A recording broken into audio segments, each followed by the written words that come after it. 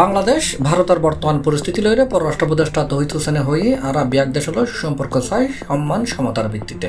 এই লক্ষ্যে সরকার হাজ গরিজার ভারতের আরা স্পষ্ট বার্তা দিয়ে আরা ভালো সম্পর্ক চায়, তবে ইয়েন দুপক্ষর স্বার্থের ভিত্তিতে।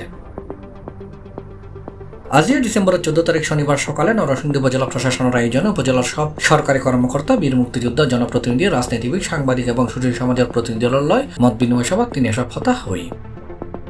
নরসিংদী উপজেলা নির্বাহী কর্মকর্তা মোহাম্মদ আব্দুল করিমের সভাপতিত্বে আরো উপস্থিত আছেন সেতু বিভাগের সাবেক সচিব মোহাম্মদ জাহিদ হোসেন, MRDIUর অ্যাডভাইজার মোহাম্মদ শাহিদ হোসেন, বাংলাদেশ জ্বালানি ও বিদ্যুৎ গবেষণা কাউন্সিলের চেয়ারম্যান মোহাম্মদ ওয়াহিদ হোসেন, সহকারী পুলিশ সুপার আফসান আল আলম এবং সহকারী কমিশনার ভূমি মোহাম্মদ নাজমুল হোসেন সহ আরো বহুত কেউ। আমি আপনাদেরকে এটুকু বলতে চাই, আমাদের পক্ষ থেকে আমরা খুব স্পষ্ট বার্তা দিয়েছি যে আমরা ভালো সম্পর্ক চাই দুই পক্ষের স্বার্থের ভিত্তিতে।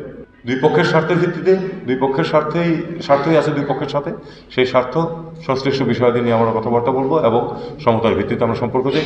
আমি আশা করি যে অস্বস্তি কেটে যাবে, আমরা সবার সাথেই ভালো সম্পর্ক প্রতিষ্ঠা করতে পারবো। C+ TV, Chittagong.